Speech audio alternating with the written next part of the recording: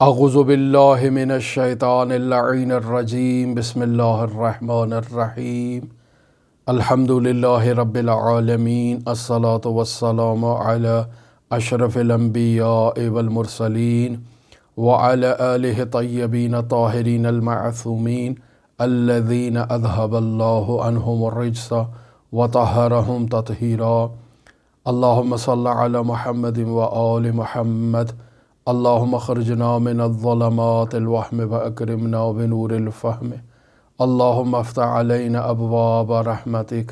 وانشر علینا خزائن علومک برحمتک یا ارحم الراحمین۔ عزیزان محترم، رسالہ لب اللباب پر ہماری آپ کے ساتھ گفتگو اپنے اختتامی مراحل کے قریب ہے، اور آج کی گفتگو میں مرحوم ملا حسین قلی حمدانی رحمۃ اللہ علیہ کے مراقبے سے متعلق، نفی خواتر کے طرز عمل سے متعلق آپ کی خدمت میں ایک مختصر سی گفتگو کریں گے۔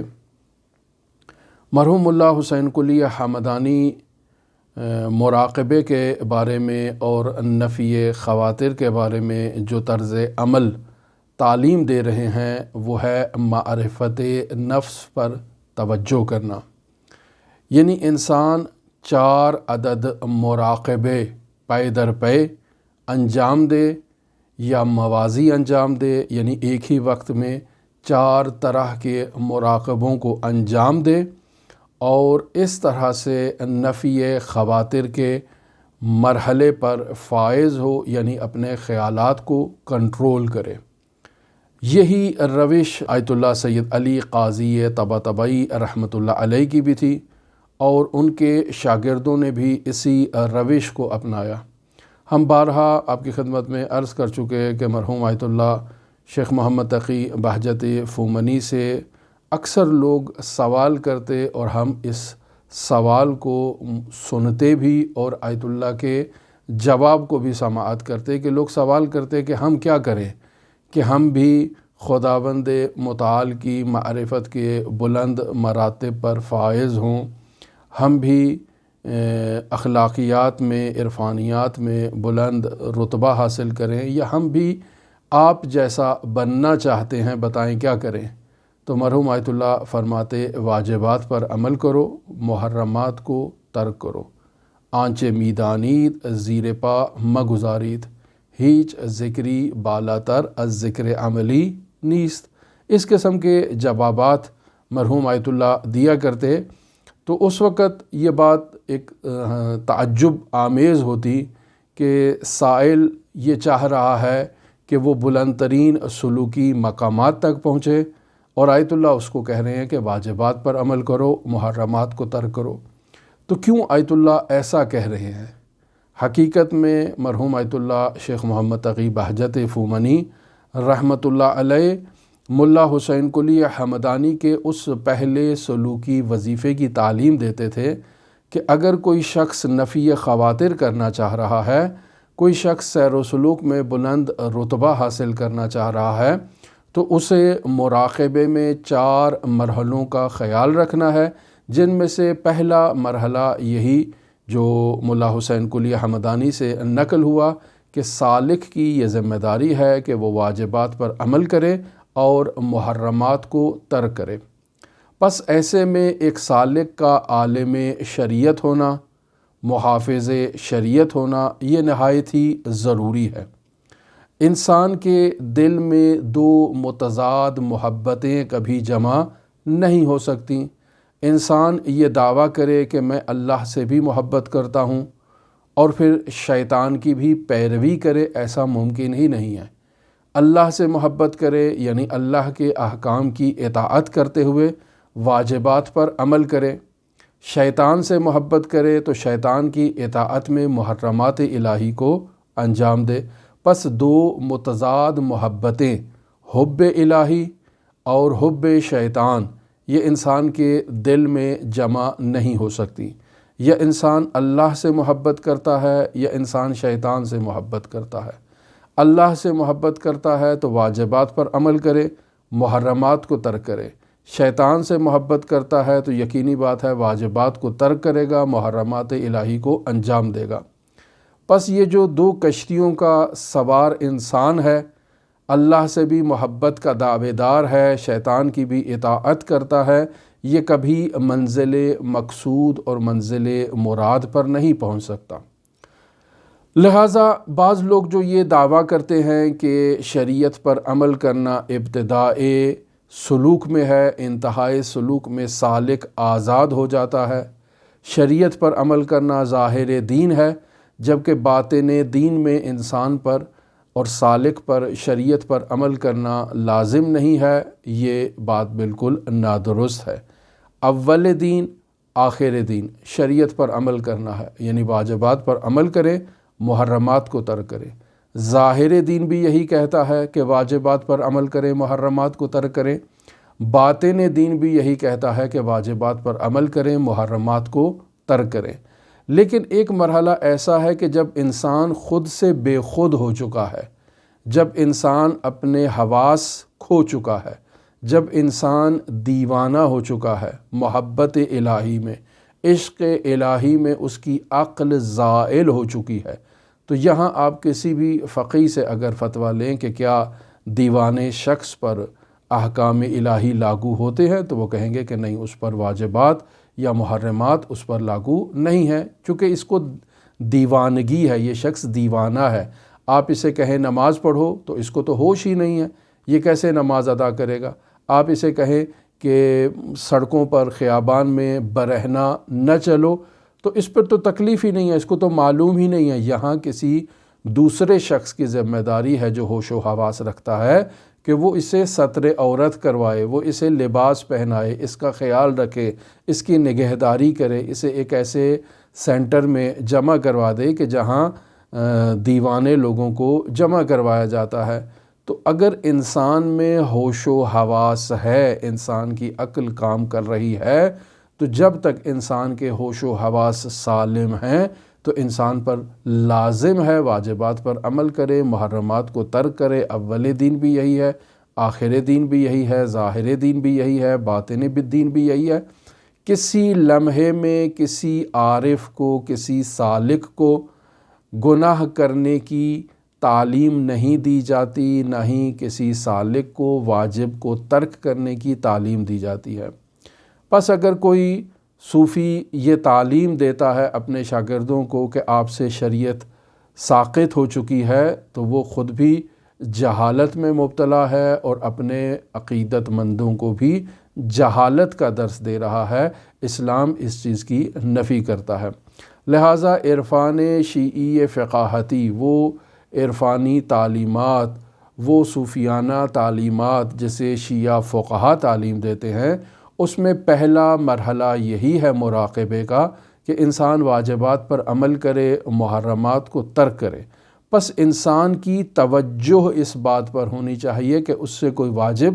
ترک نہ ہو، انسان کی توجہ اس بات پر ہونی چاہیے کہ کوئی حرام الہی اس سے سرزد نہ ہو۔ جب ایک سالک اس بات کا شدت سے خیال رکھے گا اور اس بات پر شدت سے پابندی کرے گا، توجہ کرے گا، واجبات پر عمل کرے گا، تو اس کی توجہ حضرت حق متعال کی جانب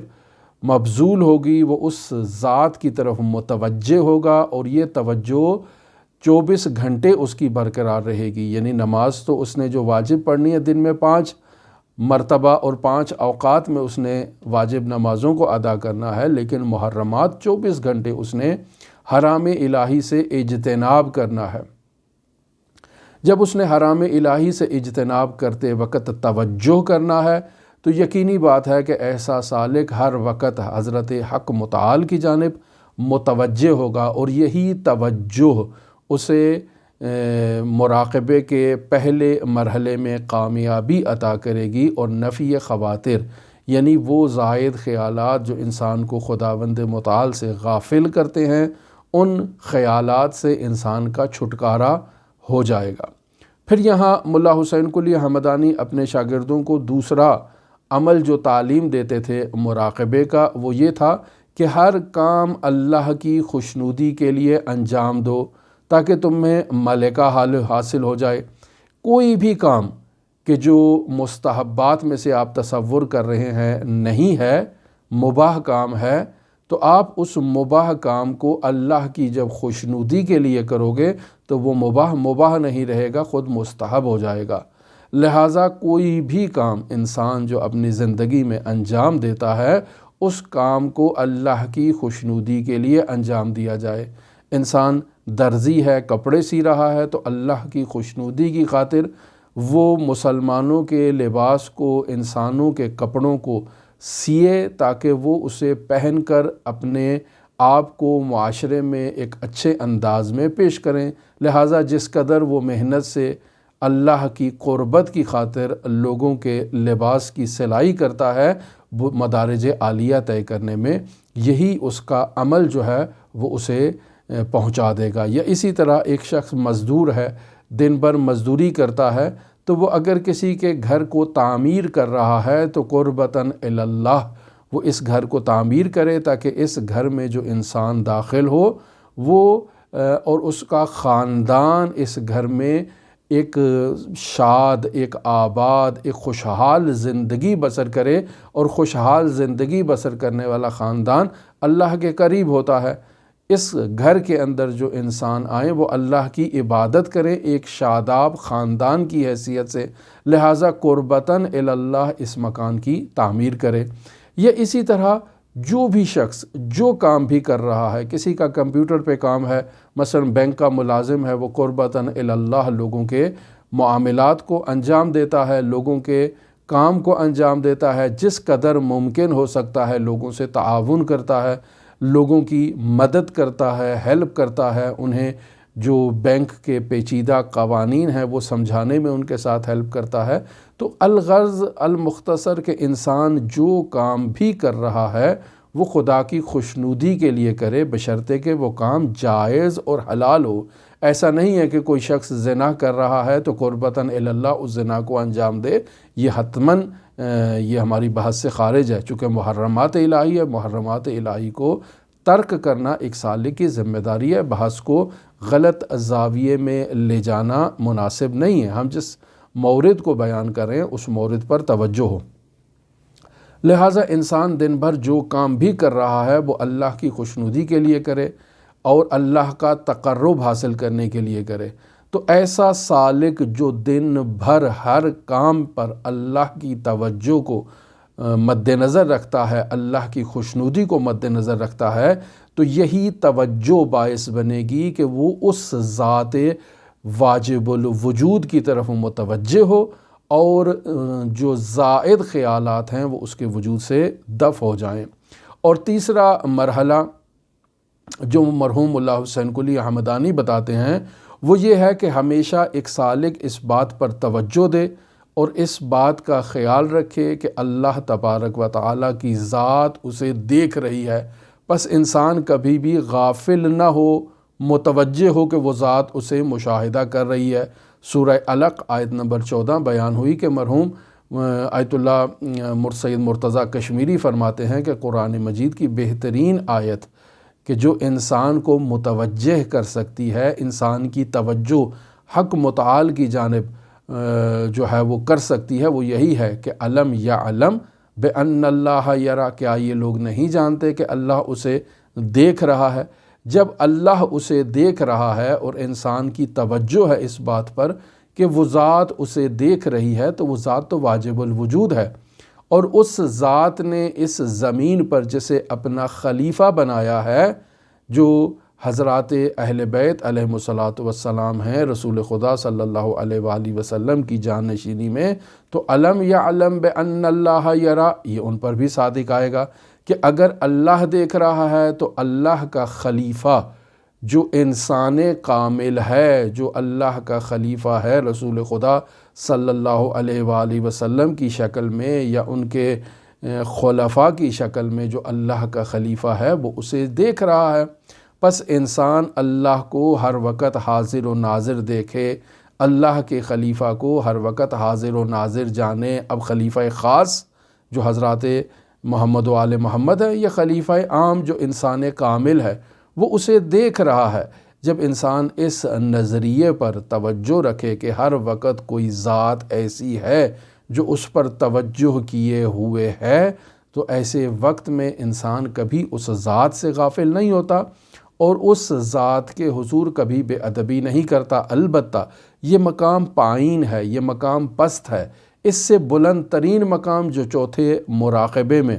ملا حسین قلی حمدانی نے تعلیم دیا، اور وہ مراقبہ یہ ہے کہ اللہ تو انسان کو دیکھ رہا ہے، لیکن اب مرحلہ یہ ہے کہ انسان اللہ کو مشاہدہ کرے۔ لہٰذا چوتھے مراقبے میں ملا حسین قلی حمدانی اپنے شاگردوں کو اس بات کی تعلیم دیتے ہیں کہ وہ ہر لمحہ خداوند متعال کی طرف توجہ ہو، اور وہ اس ظاہری آنکھ سے اللہ کو مشاہدہ نہیں کر رہا، بلکہ اپنے دل کی آنکھ سے اللہ کو مشاہدہ کر رہا ہے، اور اللہ کو مشاہدہ کرنے کے لیے وہ نفی خواطر میں ہر وقت اس ذات کی طرف متوجہ ہے۔ اگر کوئی ذکر کر رہا ہے، اگر کوئی عبادت کر رہا ہے، تو اس ذکر و عبادت میں وہ اللہ کی طرف متوجہ ہے۔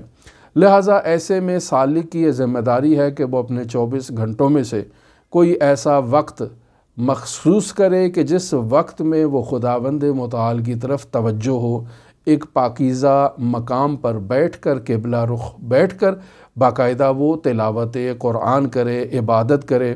حضرات اہل بیت علیہم الصلاۃ والسلام، سیما حضرت سید الشہداء علیہ آلاف و تحیت و ثنا سے توسل کرے۔ اور کل اس بات کو نقل کیا کہ مرحوم علامہ طباطبائی رحمۃ اللہ علیہ فرماتے ہیں کہ نفی خواطر کا ملکہ 2 مقامات پر ایک سالک کو حاصل ہوتا ہے۔ پہلا مرحلہ تلاوت قرآن ہے اور دوسرا توسل ہے، اور توسل میں بھی انہوں نے حضرت سید الشہداء علیہ آلاف و تحیت و ثنا کا ذکر کیا۔ نفی خواطر کے لیے یہ 2 طریقے بہترین، تیز ترین اور آسان ترین طریقے ہیں کہ انسان 24 گھنٹوں میں سے ایک وقت معین کر لے، قبلہ رخ بیٹھے اور قبلہ رخ بیٹھ کر تلاوت قرآن کرے، نماز پڑھے، ذکر کرے، حضرت سید الشہداء کا ذکر کرے، توسل کرے، عزاداری کرے، گریہ کرے، آہ و بکا کرے۔ ایسے میں انسان معرفت نفس کے بلند ترین مرتبے پر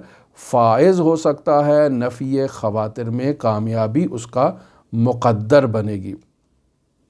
آج کی گفتگو میں ہم نے بیان کیا کہ اس نفی خواطر کا نتیجہ کیا بنے گا۔ ملا حسین قلی حمدانی وہ نتیجہ بیان کر رہے ہیں، یعنی جب سالک نفی خواطر میں کامیابی حاصل کر لیتا ہے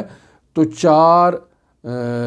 مراحل اس کے لیے منکشف ہوتے ہیں، یہ 4 عوالم اس کے لیے منکشف ہوتے ہیں جو عوالم توحیدی ہیں۔ یعنی سب سے پہلے ایک سالک توحید افعال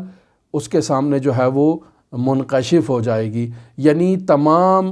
افعال جو اس معاشرے میں اس سے یا دوسری موجودات سے سرزد ہو رہے ہیں، انسان ان تمام افعال کا محور اور منشأ حقیقی حضرت حق متعال کو جانے، یعنی خداوند متعال اس کا منشأ ہے۔ پس انسان اس مراقبے کے نتیجے میں، اس نفی خواطر کے نتیجے میں اس کے لیے توحید افعال منکشف ہو جائیں گی۔ دوسرے مرحلے میں توحید صفات اس سالک پر منکشف ہو جائیں گی، یعنی موجودات میں ہر قسم کا جو علم پایا جا رہا ہے، جو قدرت ہے، جو حیات ہے، جو سمع و بصر ہے، وہ ذات حق متعال کی جانب سے ہے، کسی کا کوئی مستقل استقلال نہیں ہے۔ اور تیسرا مرحلہ جو یہاں فرما رہے ہیں اس کے لیے عالم توحید اسماء منکشف ہوں گی، یعنی سالک پر کشف ہوگا کہ ہر موجود اپنی وجودی وسعت کے مطابق اللہ کے عالم ہونے، قادر ہونے، حی ہونے، سمیع اور بصیر ہونے کو درک کر رہی ہے کہ جو اللہ کے اسماء ہیں۔ اور چوتھا مرحلہ جو اس سالک پر منکشف ہوگا وہ توحید ذات کا مرحلہ ہے، یعنی سالک خود کی ہستی کو ذات حق متعال میں فنا کر دے گا اور فنا فی اللہ کے بعد بقا باللہ کا مصداق ہو جائے گا۔ یہ وہ مراحل ہیں جنہیں مفسر عظیم الشان قرآن یہاں بیان کر رہے ہیں۔ فرماتے ہیں انکشاف عوالم 4 گانہ توحید در اثر مراقبہ تام و توجہ نفس، یعنی سالک جب نفی خواطر کے لیے اپنے نفس پر توجہ کر رہا ہے اور مراقبہ کر رہا ہے، اسی توجہ کا نام مراقبہ ہے، تو انسان جب اپنے نفس پر توجہ کر رہا ہے تو اس توجہ کے نتیجے میں توحید کے 4 عوالم ایک سالک پر منکشف ہوں گے۔ یعنی توحید افعال کا مرحلہ منکشف ہوگا، توحید صفات کا، توحید اسماء کا اور توحید ذات کا۔ اسی ترتیب کے ساتھ جو ہے نا وہ سالک صعود کرتا جائے گا اور بلندیوں کے مراتب کو طے کرتا جائے گا۔ لہٰذا فرماتے ہیں باری یعنی جی ہاں، سالک در اثر مراقبہ تام و اہتمام شدید بعان، یعنی سالک جب مراقبہ تام کرتا ہے اور مراقبے میں شدت لے کر آتا ہے، و در اثر توجہ بے نفس اور اپنے نفس پر توجہ کرتا ہے، تو اس توجہ کے نتیجے میں بتدریج 4 عالم برعو منکشف خواہد شو، تو اس سالک کے اوپر 4 عوالم منکشف ہوتے ہیں اور یہ بلندیوں تک پہنچتا ہے۔ وہ عوالم توحیدی کون سے ہیں؟ مرحوم علامہ فرما رہے ہیں عالم اول توحید افعال است۔ پہلا مرحلہ کیا ہے؟ توحید افعال کا مرحلہ ہے۔ یہاں فرماتے ہیں یعنی در واحلہ اول ادراک می کند، یعنی اس پہلے مرحلے میں یہ سالک اس بات کا ادراک کرتا ہے کہ آنچ چشم می بیند، زبان می گوید، گوش می شنود و دست و پا و سائر اعضاء و جوارح عمل می کنند، ہمیں و ہمیں مستند به نفس خود اوست و نفس فاعل ما یشاء است و سپس ادراک می کند که آنچه از افعال در جهان خارج تحقق می یابد مستند به خود اوست و نفس او مصدر تمام افعال است در خارج، سپس می یابد که نفس او قائم به ذات حق بوده و درجه‌ای از فیوزات و رحمت خدا بوده، پس تمام افعال در جہان خارج استناد به ذات مقدس او دارد۔ اب یہاں مرحوم در واقع اسی مطلب کو بیان کرنا چاہ رہے ہیں جسے ہم نے آپ کی خدمت میں بیان کیا۔ فرما رہے ہیں کہ جب انسان کے لیے توحید افعال کا مرحلہ اس کے اوپر انکشاف کھل جاتا ہے اور اس کو ظاہر ہو جاتا ہے توحید ذات، توحید افعال کا مرحلہ، تو یہاں اس سالک کو اس بات کا علم ہو جاتا ہے کہ وہ جو کچھ دیکھ رہا ہے، جو کچھ اس کی زبان سے الفاظ جاری ہو رہے ہیں اور وہ تکلم کر رہا ہے، اس کا کان جو الفاظ سن رہا ہے اور سماعت کر رہا ہے جن آوازوں کو، اس کے ہاتھ اور پیر جن افعال کو انجام دے رہے ہیں، یہ تمام کے تمام اس کے نفس کے ساتھ جو ہے وہ ربط رکھتے ہیں۔ یعنی ان تمام افعال اور ان تمام گفتار و کلمات و سماعت و تمام افعال کا جو محور ہے وہ انسان کا نفس ہے۔ پس انسان کا نفس اس سے ان کاموں کو انجام دے رہا ہے۔ پس فاعل ما یشاء ان تمام افعال میں انسان کا نفس ہے۔ پھر انسان درک کرتا ہے کہ تمام افعال جو عالم خارج میں یعنی اس دنیا میں جتنے بھی افعال ہو رہے ہیں، یہ تمام افعال انسان کے اپنے نفس کی طرف ان کی بازگشت ہے کہ نفس انسانی ان افعال کو اس کے اعضاء و جوارح سے صادر کروا رہا ہے۔ اب سوال یہ پیدا ہوتا ہے کہ یہ نفس مستقل ہے یا کسی ذات کے ساتھ منسلک ہے؟ تو کہیں گے یہ نفس مستقل نہیں ہے، بلکہ اس نفس کا رابطہ جو ہے وہ حضرت حق متعال کی ذات کے ساتھ ہے۔ یعنی اگر آپ اس نفس کو مستقل قرار دیں حق متعال سے، تو ایک طرف حضرت ذات حق متعال ہے اور دوسری طرف ذات حق متعال کے مد مقابل آ کر انسان کا نفس کھڑا ہو جائے گا اور وہ کہے گا کہ میں اللہ کے مقابلے میں مستقل ہوں، میں اللہ سے مستقل اور کوئی کام بھی اللہ کے اذن سے نہیں کر رہا ہوں بلکہ اپنی مرضی سے کر رہا ہوں، اللہ کی کوئی طاقت میرے اندر نہیں پائی جا رہی ہے۔ تو یہ تو شرک ہے۔ انسان کا نفس جو کچھ بھی کر رہا ہے وہ سب کا سب اللہ کی قوت، اللہ کی طاقت کی طرف سے ہے، اور ان تمام افعال کو جو انسان کے نفس سے صادر ہو رہے ہیں حقیقت میں ان کا مصدر نفس انسانی ہے، لیکن نفس انسانی کے پاس جو قوت و طاقت ہے وہ محور اس کا حضرت حق متعال ہے۔ پس حقیقت میں یہ تمام سمع و بصر اس کی نسبت بھی حضرت حق متعال کی طرف دی جائے گی۔ منتہا خداوند متعال نے انسان کو فاعل مختار قرار دیا ہے، اور یہ انسان جو فاعل مختار ہے یہ مجبور نہیں ہے، اپنے ارادے سے، اپنے اختیار سے بحول قوت پروردگار ان افعال کو صادر کر رہا ہے۔ لہٰذا انسان کے لیے یہ توحید افعالی جو ہیں وہ پہلے مرحلے پر اس کے سامنے ظاہر ہو جائیں گی۔ دوسرے مرحلے میں مرحوم علامہ فرماتے ہیں عالم دوم توحید صفات است، یعنی اس سالک کے لیے توحید صفات کا مرحلہ جو ہے وہ واضح ہو جائے گا۔ وآن بعد از عالم اول ظہور می کند، فرماتے ہیں توحید صفات کا مرحلہ توحید افعال کے بعد آتا ہے۔ اگر کوئی سالک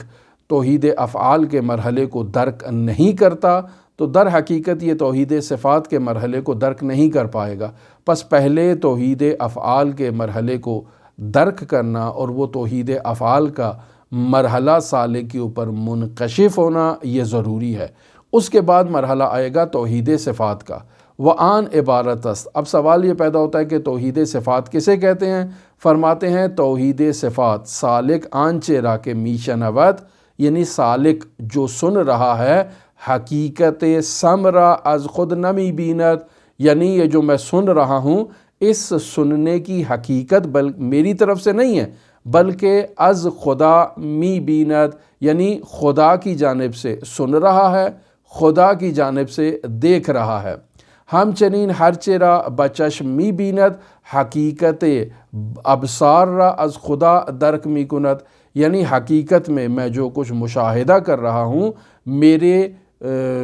مشاہدے کی حقیقت خداوند متعال کی جانب سے ہے، یعنی اس نے مجھے یہ طاقت دی ہے کہ میں اس صفت کا حامل ہو جاؤں کہ اشیاء کو مشاہدہ کروں، اشیاء کی آواز کو سماعت کروں، تکلم کروں۔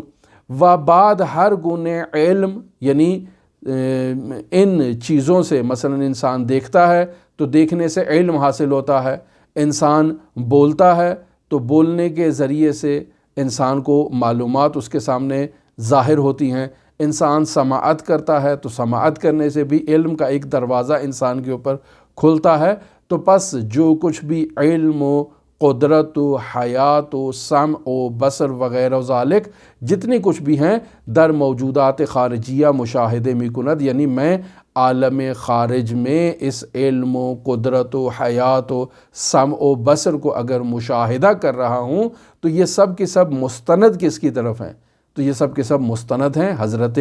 حق متعال کی جانب۔ تو یہاں سے میرے لیے توحید صفات کا مرحلہ جو ہے وہ ظاہر ہو جاتا ہے۔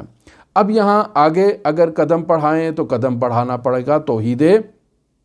اسماء کی طرف۔ تو مرحوم علامہ طباطبائی رحمۃ اللہ علیہ فرما رہے ہیں عالم سوم توحید در اسماء است، یعنی تیسرا عالم توحید اسماء کا عالم ہے۔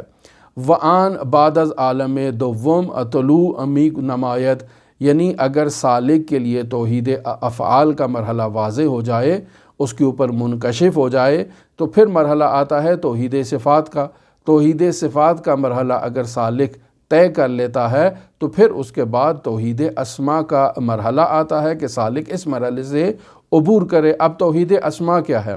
مرحوم علامہ فرماتے ہیں وآن عبارت است از آن کے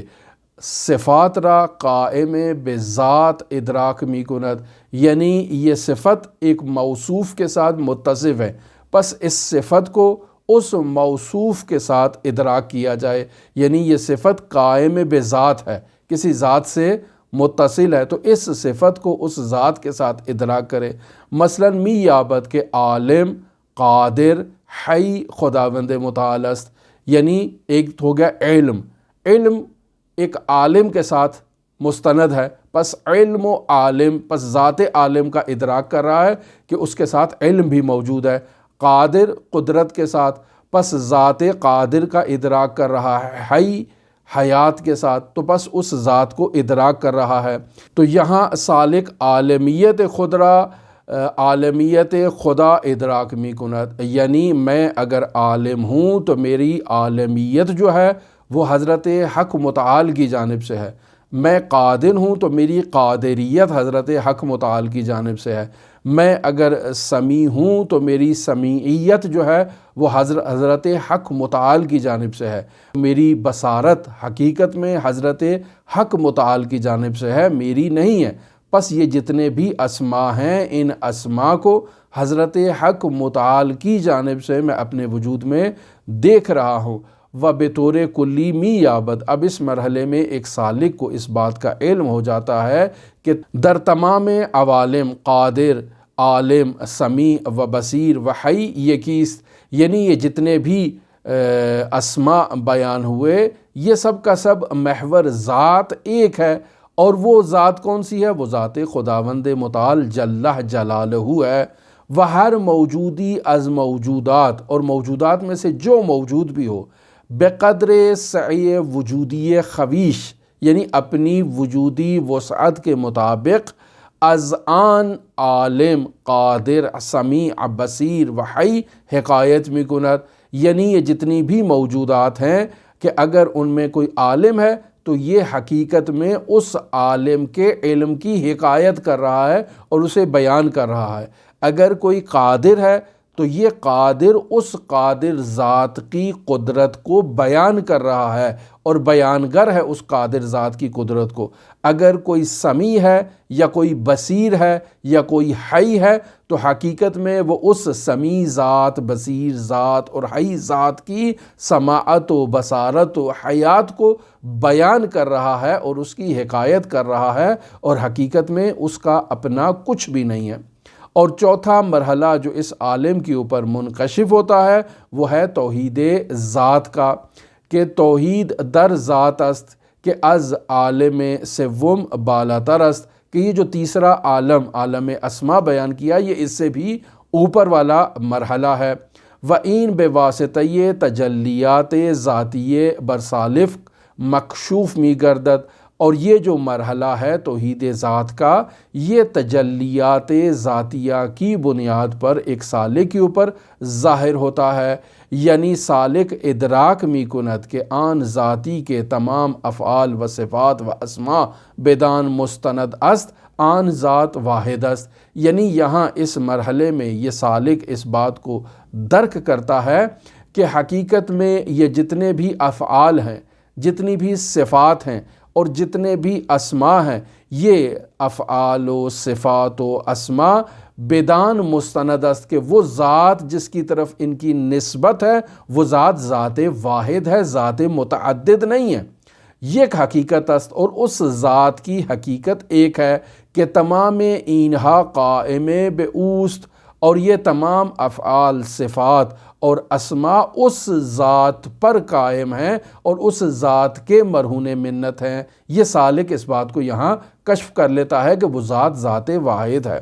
در اینجا دیگر سالک توجہی بے صفت و اسم نہ دارد، اب یہاں سالک نہ تو افعال پر متوجہ ہے، نہ صفات کی طرف متوجہ ہے اور نہ ہی اسماء کی طرف متوجہ ہے، بلکہ مشہودش فقط ذات است۔ یہاں سالک صرف ذات کو مشاہدہ کر رہا ہے اور اس کے علاوہ کسی کو مشاہدہ نہیں کر رہا، وبس۔ وَإِن در وقتی است، اور یہ ایک ایسے وقت میں سالک کے اوپر ظاہر ہوگا کہ از وجود عاریہ خود خدا حافظی نمودے۔ یہ سالک کے اوپر مرحلہ ایسے وقت میں منکشف ہوگا جب سالک اپنے ادھاری وجود سے خداحافظی کر لیتا ہے، یعنی جو انسان کا اپنا وجود ہے جو عاریہ ہے، خداوند متعال نے اس کو دیا ہے، انسان اس سے خداحافظی کر لے اور در حقیقت انسان خود سے بے خود ہو جائے۔ و ہستی خود را گم کند، یہاں سالک بے خود ہو جاتا ہے، اپنی ہستی کو گم کر بیٹھتا ہے۔ و در ذات حضرت حق فانی نماید، اور خود کو حضرت حق متعال کی ذات میں یہ سالک فانی کر لیتا ہے۔ و در آن ہنگام تجلی ذاتی خواہد شد، اب یہ وہ مرحلہ ہے کہ جس مرحلے میں سالک کے اوپر تجلی ذاتی جو ہے وہ منکشف ہو جائے گی۔ البتہ این مرحلے را مقام ذات نامیدن، اس مرحلے کو مقام ذات بھی کہا جاتا ہے یا حقیقت ذات بھی کہا جاتا ہے یا احدیت کا مرحلہ بھی کہا جاتا ہے۔ این اسم گزاردن زی کے خناق است، یعنی یہ جو ہم نام رکھ رہے ہیں در حقیقت اپنے گلو کی اور اپنے گلے کی تنگی کی وجہ سے ہے۔ یعنی ہم جو یہ اسماء آپ کی خدمت میں بیان کر رہے ہیں یہ در واقع ہمارے پاس گنجائش ہی نہیں ہے، یہ کنایہ استعمال کر رہے ہیں کہ ہمارے پاس الفاظ ہی نہیں ہیں اس حقیقت کو بیان کرنے کے لیے، لہٰذا ذی کے خناق یعنی اپنی گردن کی تنگی کی وجہ سے کہ ہمارے پاس صرف یہی الفاظ ہیں اور انہی الفاظ کے ذریعے سے ہم اس ذات کو بیان کر رہے ہیں یا اس ذات کی طرف اشارہ کر رہے ہیں، لہٰذا ہم وہاں حقیقت ذات یا احدیت ان الفاظ سے اس ذات کو مخاطب کر رہے ہیں۔ وچون ہرچے بے زبان آید و بے تحریر نوشتے شود از اسم خارج نیست، فرما رہے ہیں کہ جو کچھ بھی آپ اپنی زبان سے الفاظ کو خارج کریں یا جو کلمات بھی آپ کسی لوح پر تحریر کریں، جو کچھ بھی آپ لے کر آئیں، یہ زبان سے جاری ہونے والے کلمات بھی اسم ہیں، یہ لکھے جانے والے کلمات بھی اسم ہیں۔ یہ ترجمانی نہیں کرتے اس ذات کی، ذات مقدس الہی ما فوق این ہاست، وہ ذات ان چیزوں سے بلند ہے۔ وَلِلَّهِ الْأَسْمَاءُ الْحُسْنَى فَادْعُوهُ بِهَا، اللہ تبارک و تعالیٰ کے لیے اسماء حسنہ ہیں، اسے ان اسماء سے پکارو۔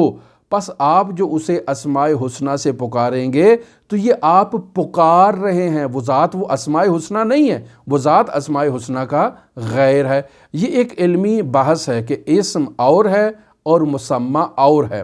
مثلاً آپ دیکھیں کسی بھی شے کا اسم دیکھیں اور اس ذات کو اگر مد نظر رکھیں تو آپ کو دو عناوین یہاں پر نظر آئیں گے۔ مثلا میرا نام موسیٰ ہے، تو اب میم واو سین اور یا یہ کلمہ بنتا ہے موسیٰ۔ سوال یہ پیدا ہوتا ہے کہ یہ جو کلمات ہیں کیا یہ میری ذات ہے؟ کہیں نہیں، میری ذات تو نہیں ہے، بلکہ یہ وہ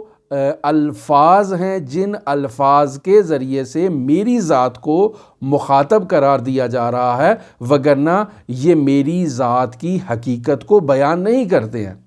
جتنے بھی اسماء آپ میرے لیے تعین کر لیں، بنا لیں، یا معاشرے میں جتنے بھی اسماء موجود ہیں، آپ میں سے ہر سننے والا اپنے اسم کو دیکھے کہ جو آپ کا نام ہے، سوال یہ پیدا ہوتا ہے کہ کیا وہ نام آپ کی ذات ہے؟ کہیں گے نہیں، میری ذات نہیں ہے، بلکہ وہ نام ایک ایسی چیز ہے جس کے ذریعے سے آپ کی ذات کی طرف اشارہ کیا جاتا ہے۔ پس دو الگ چیزیں ہیں، ایک اسم ہے اور ایک مسمى ہے۔ اسم وہ چیز ہے جس سے مسمى کو پکارا جاتا ہے، لیکن مسمى اسم نہیں ہے، مسمى غیر اسم ہے۔ اسی طرح سے حق متعال کی جانب آپ دیکھ لیں کہ حق متعال کے جتنے بھی اسماء ہیں وہ اس کی ذات نہیں ہے، ذات ان کا غیر ہے، لہٰذا آپ جتنے بھی اسماء دیکھ لیں، مثلا اللہ ہے، رحمان ہے، مالک ہے، خالق ہے، جتنے بھی آپ اسماء اس کے لیے بیان کر دیں کہ جن کے ذریعے سے اس ذات کو مخاطب کیا جا رہا ہے، وہ ذات پھر بھی اس سے بلند ہے۔ لہٰذا خداوند متعال کہہ رہا ہے کہ مجھے اسماء حسنہ سے پکارو، اور وہ اسماء حسنہ ائمہ معصومین علیہم الصلاۃ کہتے ہیں ہم ہیں۔ پس اسم و مسمى کی بحث کو سمجھے، مرحوم مفسر عظیم الشان قرآن اس مطلب کی طرف اشارہ کرنا چاہ رہے ہیں۔ وہ فرما رہے ہیں چون ہر چے بے زبان آیت، یعنی جو چیز بھی آپ اپنی زبان پر لے کر آئیں، و بے تحریر نوشتے شود، اور اسے کسی کاغذ پر کسی لوح پر تحریر کر دیں، از اسم خارج نیست، یعنی وہ اسم ہی ہوگا، اسم کے علاوہ کچھ نہیں ہے۔ وذات مقدس الہی ما فوق این ہاست، یعنی ذات مقدس الہی ایک ایسی ذات ہے کہ جسے زبان سے تلفظ نہیں کیا جا سکتا، جسے کسی تحریر کے ذریعے سے بیان نہیں کیا جا سکتا، وہ ذات ما فوق ہے۔ جو کچھ بھی زبان سے بولیں گے وہ اسم ہوگا یا صفت ہوگی، جو کچھ بھی آپ قلم سے تحریر کریں گے وہ تحریر اسم یا صفت ہوگی، وہ ذات الہی نہیں ہوگی، چونکہ ذات الہی اس سے مافوق ہے۔ و برائے آن اسم و نامی نمی توان قائل شد، اس ذات کے لیے نہ تو کوئی اسم بیان کیا جا سکتا ہے اور نہ ہی کوئی صفت اس کے لیے بیان کی جا سکتی ہے۔ و نمی توان مرحلے و مقامی تصور نمود، اور اس ذات کے لیے نہ تو کسی مرحلے کو بیان کیا جا سکتا ہے کہ وہ ذات اس مرحلے پر ہے یا اس مقام پر ہے، چونکہ اگر آپ اس کے لیے کسی مرحلے یا مقام کو مد نظر رکھیں تو در حقیقت آپ اس کے لیے ایک جگہ کو بیان کر رہے ہیں کہ وہ ذات اس جگہ پہ ہے، جبکہ وہ اس جگہ سے مافوق ہے۔ وحتی از این نتوانستن ہم بالا ترست، بلکہ اس سے بھی بالا تر ہے، زیرا نتوانستن در عین سلب و نفی اثبات حدیث، چونکہ ہم کہہ رہے ہیں کہ نتوانستن یعنی نہیں کر سکتے یا نہیں ہو سکتا، تو یہ جو عین یعنی نتوانستن ہے، یعنی یہ جو نفی کر رہے ہیں، یہ در حقیقت عین سلب و نفی اثبات حدیث، یعنی در حقیقت جو ہم نفی کر رہے ہیں تو یہ نفی میں بھی در حقیقت ہم ایک حد کو ثابت کر رہے ہیں، و برائے او و حق تعالی از حد بالا ترست، یعنی حق متعال ہر قسم کی حد سے، ہر قسم کی قید سے، ہر قسم کے عنوان سے بالا تر ہے۔ چون سالک بدین منزل وارد شود، یعنی جب سالک اس منزل پر اور اس مقام پر داخل ہو جاتا ہے، اسم و رسم میں خود را گم کر دے، تو ایسے میں سالک اپنا نام، اپنا جو عنوان ہے اسے گم کر دیتا ہے، و دیگر خود را نخواہد شناخت، اب اس مرحلے میں سالک خود کو شناخت نہیں کر پاتا، و کسی دیگر را نخواہد شناخت، یعنی نہ صرف یہ کہ خود کو نہیں پہچانتا، دوسروں کو بھی وہ سالک نہیں پہچانتا، و ہر جز خدا نخواہد شناخت، اور یہاں سالک خدا کے علاوہ کسی اور ذات کو نہیں پہچانتا، بلکہ خدا خود را می شناسد و بست، یہاں وہ مرحلہ ہے، وہ مقام ہے کہ جس مرحلے اور مقام میں خود خداوند متعال اپنے آپ کو شناخت رکھتا ہے اور کوئی اس کی شناخت نہیں رکھ سکتا۔ مرحوم علامہ فرما رہے ہیں کہ سالک در ہر یک از عوالم چہارگانے یہ فوق مقداری از اثر وجودی خود را از دست می دہد، یعنی یہ جو چار عوالم مفسر عظیم الشان قرآن نے بیان کیے کہ انسان جب نفی خواطر کرتا ہے تو ان خواطر کے نتیجے میں اس کے لیے یہ چار عوالم منکشف ہوتے ہیں۔ یہاں مرحوم علامہ فرماتے ہیں کہ سالک کے اوپر جب یہ چار عوالم منکشف ہوتے ہیں تو ان عوالم کے ظاہر ہونے کے نتیجے میں سالک کے وجود سے کوئی چیز کم ہو جاتی ہے، اور سالک اپنے وجود سے اس شے کو کم کر بیٹھتا ہے، وَگُم مِکُنَد، یعنی اگر افعال ہیں تو سالک اپنے افعال کو گم کر بیٹھتا ہے، اگر مرحلہ صفات ہے تو سالک اپنی صفات کو گم کر بیٹھتا ہے، اگر مرحلہ اسماء ہے تو سالک اپنے اسماء کو گم کر بیٹھتا ہے، اور جب ذات کے مرحلے میں آتا ہے تو سالک اپنی ذات کو ہی فنا کر بیٹھتا ہے حضرت حق متعال کے سامنے۔ وبالآخر اصل وجود و ہستی خود را گم کر دے یا گم مِکُنَد، تو پس آخری مرحلے میں سالک اپنی ہستی کو اور اپنے وجود کی حقیقت کو گم کر بیٹھتا ہے۔ در عالم اول، اب یہ جو پہلا عالم ہے کہ بے مقام فنا در فعل می رسد، یعنی فعل افعال میں سالک مقام فنا پر پہنچ جاتا ہے، می فہمت کہ فعل از او سر نمی زند، یہاں سالک اس بات کی حقیقت کو درک کر لیتا ہے کہ یہ جتنے بھی افعال اس سے سرزد ہو رہے ہیں یہ در حقیقت اس سے سرزد نہیں ہو رہے، بلکہ از خدا، یعنی ان کی حقیقت میں پاور جو پیچھے سے ہے وہ خداوند متعال کی ہے۔ در اینجا تمام آثار فعلی خود را از دست می دہد، یہاں سالک اپنے افعال کے آثار کو کھو بیٹھتا ہے اور کہتا ہے کہ ان افعال کی حقیقت اور منشا حق متعال ہے۔ در عالم دوم، یعنی جب سالک دوسرے عالم میں داخل ہوتا ہے اور عالم صفات اس کے اوپر منکشف ہوتا ہے، چون تجلی صفاتی می فہمد، یعنی سالک جب خداوند متعال کی صفات کی تجلی کو درک کرنا شروع کر دیتا ہے کہ علم و قدرت و سائر صفات انحصاراً اختصاص بے ذات حق سبحانہ و تعالی دارت، یعنی اگر علم کو دیکھیں، اگر آپ قدرت کو دیکھیں یا اس کے علاوہ جتنی بھی صفات کو دیکھیں تو یہ تمام کی تمام صفات حقیقت میں انحصاری صفات ہیں حضرت حق متعال کی۔ تو جب اس کی انحصاری ہیں تو میں کون ہوں جو خود کو عالم کہوں، میں کون ہوں جو خود کو قادر کہوں؟ حقیقت میں عالم وہ ہے، حقیقت میں قادر وہ ہے، پس میں یہاں اپنی صفات کو کھو بیٹھتا ہوں۔ ودر اینجا صفات خود را از دست می دہد، یہاں سالک اپنی صفات کو کھو بیٹھتا ہے۔ و آن را گم می کند، یعنی انہیں گم کر بیٹھتا ہے۔ و دیگر خود را نمی بیند، یعنی سالک اپنے وجود میں صفات کو مشاہدہ نہیں کرتا ہے۔ ودر عالم سوم، یعنی سالک جب تیسرے مرحلے میں داخل ہوتا ہے کہ جو مرحلہ انکشاف اسماء کا ہے، تو جب سالک اس مرحلے میں داخل ہوتا ہے چون تجلی اسمائی می شود، یعنی اس پر حق متعال کے اسماء کی تجلی ہوتی ہے، تو اب یہاں سالک ادراک می کند، اسے اس بات کا علم ہو جاتا ہے کہ عالم اور قادر ذات وہ ذات ہے جلہ جلالہ۔ در اینجا اسماء خود را گم می کند، یہاں سالک کے اندر جو اسماء پائے جاتے ہیں سالک اپنے اسماء کو گم کر دیتا ہے۔ و دیگر در خود نمی یابد، ان اسماء کو اپنے وجود میں یہ سالک مشاہدہ نہیں کرتا، چونکہ اب یہاں تک اس مرحلے تک سالک کی اپنی ذات برقرار تھی،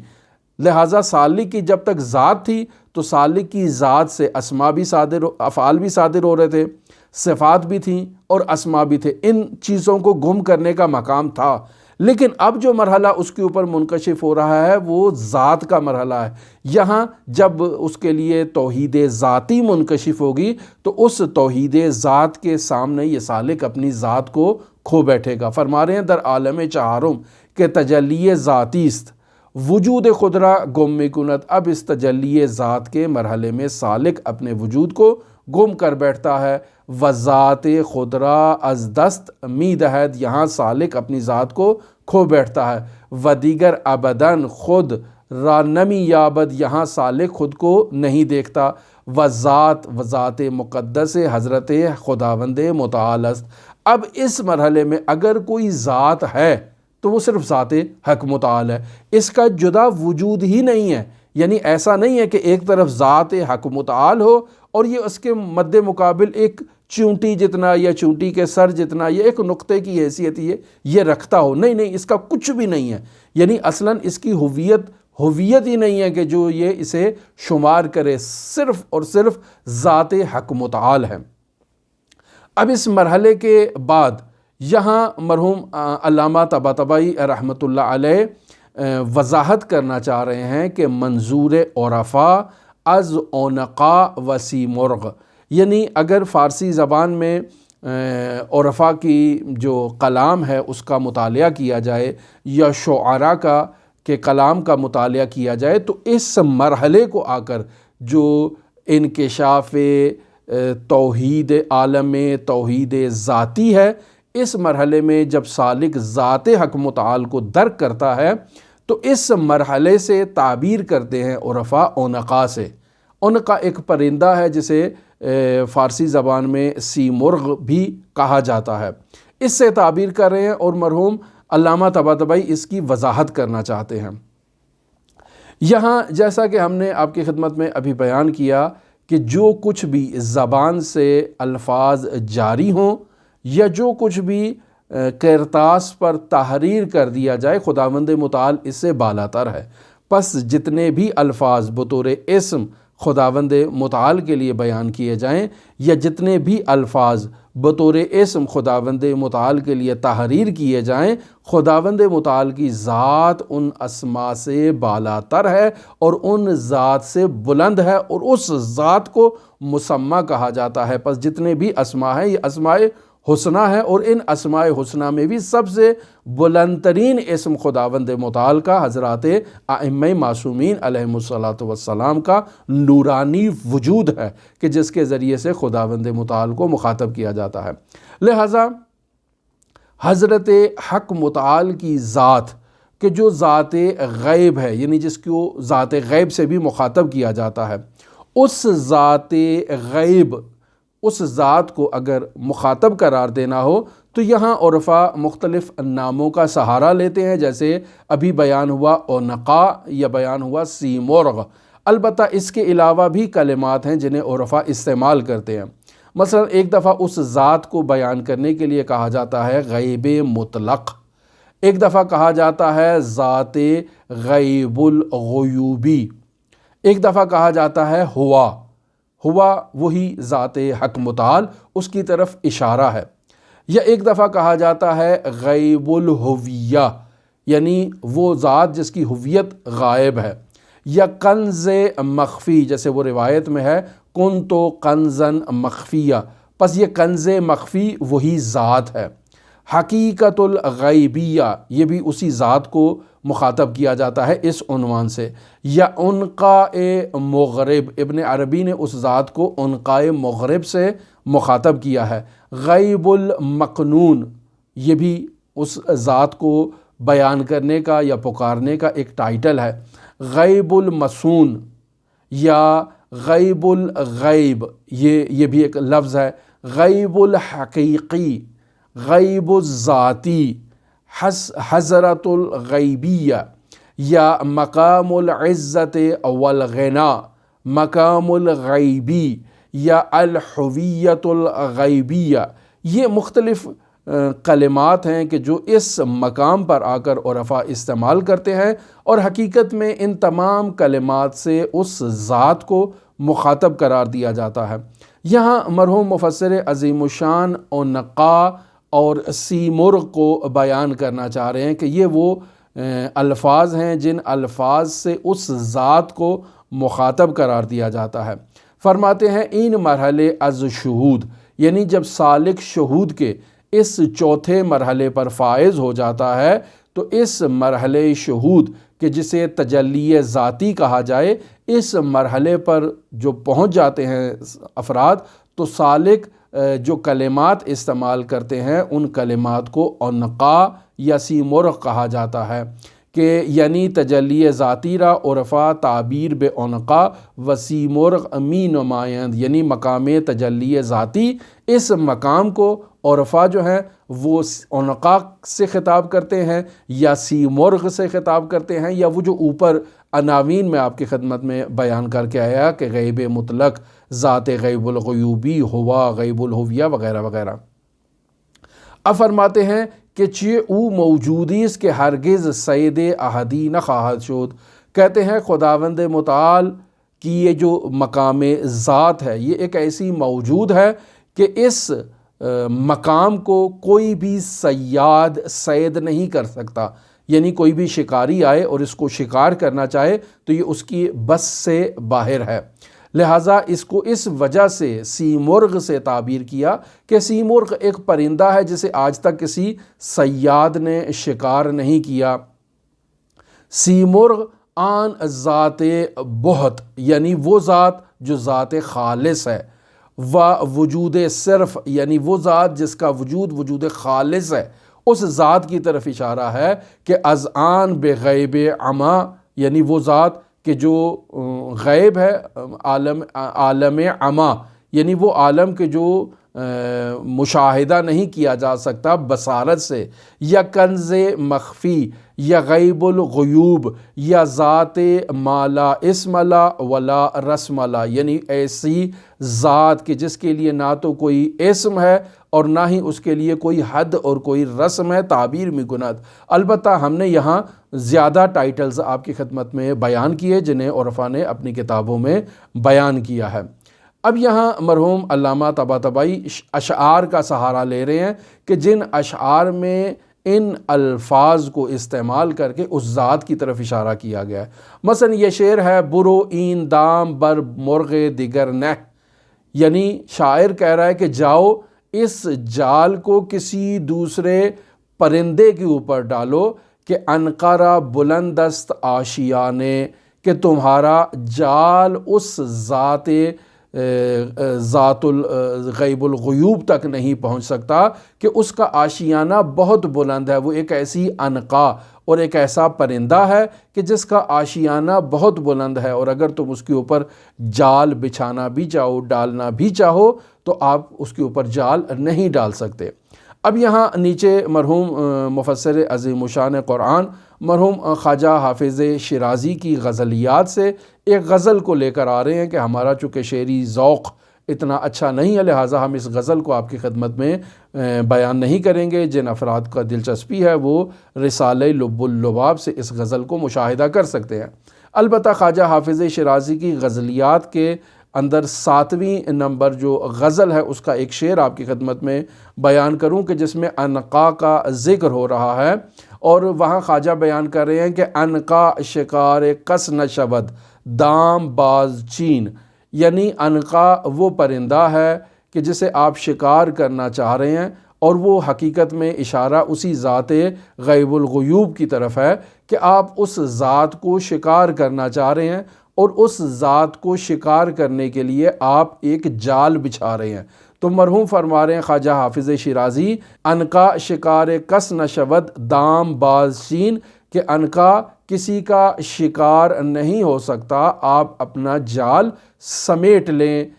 کہ آنجا ہمیشہ باد بے دست است دامرا، کہ وہ ایک ایسا مقام ہے کہ جس مقام میں اگر آپ جال پھینکیں گے تو عنقا تو آپ کے جال کے اندر نہیں آئے گا، صرف ہوا ہی آپ کے جال کے اندر آئے گی اور آپ کو کچھ نصیب نہیں ہوگا۔ معلوم است جائی کے آشیانے سی مرغ نشانی ندارد، کجا توان صید او نمود، یعنی مرحوم علامہ یہاں ان اشعار سے خلاصہ یہ بیان کرنا چاہ رہے ہیں کہ یہ بات واضح اور معلوم ہے کہ جائی کے آشیانہ سی مرغ نشانی ندارد، کہ وہ پرندہ جسے سی مرغ کہا جائے اس سی مرغ کے گھونسلے کا پتہ کسی کو معلوم نہیں ہے۔ جب اس کے گھونسلے کا ہمیں علم ہی نہیں ہے تو اسے شکار کیسے کیا جا سکتا ہے؟ یقینی بات ہے کہ اس کو شکار کرنے سے ہم عاجز ہوں گے۔ نہ توان صید او نمود، یعنی اسے شکار نہیں کیا جا سکتا، مگر لطفش رہنمون گردد، مگر یہ کہ اس کی اپنی عنایت ہمارے شامل حال ہو۔ و گم گشتگان وادی محبت و عاشقان جمال لا یزال خدرا بے وادی توحید و فنا رہبری کند، مگر یہ کہ اس کی اپنی عنایت ہو اور وہ اپنی عنایت سے ایسے گمشدہ عاشقان کو جو اس کی محبت اور عشق کے مسافر ہیں، وہ اپنی لا یزال محبت سے انہیں اپنی توحید کی وادی میں جو وادی فنا ہے اس وادی کی طرف وہ خود ذات اپنی عنایت سے ایسے گمشدہ عاشقوں کی رہنمائی کرے۔ بحق پیشتازان وادی محبت و لواداران حمد و معرفت، یعنی وہ ہستیاں کہ جو ہستیاں پیشتاز ہیں، یعنی جس مقام پر وہ ہستیاں پہلے سے موجود ہیں، کہ جن ہستیوں کو پیشتازان وادی محبت کہا جائے، یعنی وہ عشق کی وادی کے پہلے مسافر ہیں۔ واللواداران حمد و معرفت، اور اس کی حمد و معرفت کے لوادار ہیں، یعنی اس کی چادر اوڑھے ہوئے ہیں۔ اور وہ ہستیاں کون ہیں؟ وہ ہستیاں محمد مصطفیٰ، علی مرتضیٰ و 11 فرزند امجدش از نسل بطول عذراء فاطمہ زہرا علیہم السلام، اور اس کے 11 جانشین، یعنی محمد مصطفیٰ اور علی مرتضیٰ کے بعد 11 جانشین جو نسل بطول عذراء فاطمہ زہرا سلام اللہ علیہا سے تعلق رکھتے ہیں۔ یہ وہ ہستیاں ہیں کہ جو پہلے سے اس وادی حق کے پیشتاز ہیں، وہاں موجود ہیں، اور اس وادی حمد و معرفت کی چادر اوڑھے ہوئے ہیں۔ اللہ الملک المتعال وفق اللہم جمیع المحبین، اے میرے پروردگار تمام محبین کو کامیابی عطا کر کے وہ اس مرحلے پر فائز ہوں۔ وَإِيَّانَا لِكُلِّ مَا يُرْضِيكَ، اور ہمیں بھی جو ہے وہ کامیاب کر کے ہم اس مرحلے پر فائز ہوں۔ لِكُلِّ مَا يُرْضِيكَ، ہر اس مقام تک ہمیں پہنچا کہ جس مقام تک پہنچانے کا تو نے جس پر تو راضی ہے کہ ہمیں اس مقام تک پہنچائے۔ وَأَلْحِقْنَا بِالصَّالِحِينَ، اور ہمیں صالحین کے ساتھ ملحق فرما۔ یہاں پر رسالہ لب اللباب ختم ہوتا ہے، اور مرحوم آیت اللہ علامہ سید محمد حسین حسینیہ طہرانی بیان کر رہے ہیں بحمد اللہ والمنہ ان رسالہ شریفہ، کہ رسالہ لب اللباب در سیر سلوک اولی الالباب نام نہادے شد بے قلم حقیر فقیر در شب ہشتم شہر سیام 1369 ہجری قمری اختتام پذیرفت۔ مرحوم آیت اللہ علامہ سید محمد حسین حسینیہ طاہرانی کہہ رہے ہیں کہ اللہ کا شکر ہے الحمدللہ یہ رسالہ کہ جس کا نام رسالہ لب لباب در سیر و سلوک اولی الالباب ہم نے رکھا، یہ رسالہ 8 رمضان المبارک 1369 ہجری قمری کو پایۂ تکمیل تک پہنچا۔ وَلَهُ الْحَمْدُ فِي الْأُولَى وَالْآخِرَةِ، اور اسی ذات کا شکر ہے آغاز میں بھی اور اختتام میں بھی۔ وآخر دعوانا ان الحمدللہ رب العالمین۔ یہاں پر رسالہ لب اللباب ہمارا اختتام پذیر ہوا، اور اسی کے ساتھ یہ آج کے ہمارے دروس اور اس رسالہ لب اللباب کے ٹوٹل 101 دروس ہم نے آپ کی خدمت میں بیان کیے، اور ہمارا مقصد یہ ہے کہ ایک عرفان اسلامی کا ایک کمپلیٹ عرفان نظری سے لے کر عرفان عملی تک ایک مکمل تعارف، جسے مفسر عظیم الشان قرآن علامہ سید محمد حسین طباطبائی رحمۃ اللہ علیہ نے اپنے گراں قدر شاگردوں کے سامنے پیش کیا۔ ہم نے آپ کی خدمت میں اس کی قرأت کی، مطالعہ کیا، اور جہاں کہیں ضروری نکات تھے جو ہمارے اپنے لیے نافع تھے، سامعین کے لیے نافع تھے، ان نکات کو آپ کی خدمت میں بیان ہوا۔ اب آگے کے دروس سے متعلق مومنین سے تقاضا کیا تھا کہ بیان کریں کہ کیا کیا جائے۔ مختلف آراء آئیں۔ کچھ مومنین نے کہا کہ رسالہ روح مجرد کو دوبارہ شروع کیا جائے۔ اس رسالے کے بھی ہم 18 یا 19 درس پہلے آپ کی خدمت میں بیان کر چکے ہیں۔ انشاءاللہ ہماری کل کی گفتگو آپ کے ساتھ رسالہ روح مجرد کے عنوان سے ہوگی، اور مرحوم سید ہاشم حداد موسوی کے حالات زندگی کو انشاءاللہ اس رسالہ روح مجرد سے آپ کی خدمت میں بیان کریں گے۔ ہماری دعا ہے کہ خداوند متعال ہم سب کی توفیقات میں اضافہ فرمائے، خداوند متعال ہم سب کی تقصیرات سے درگزر فرمائے۔ اس رسالے کے بیان میں اگر ہم سے کوئی غفلت ہوئی ہو، کوئی ایسی مطالب ہم سے بیان ہو چکے ہوں کہ جو مصنف کا ارادہ نہیں تھا اور غلطی سے ہم نے ان کو جاری کر دیا اپنی زبان سے اور اس کی نسبت مصنف کی طرف دے دی، خداوند متعال ہماری تقصیرات سے درگزر فرمائے اور ہمیں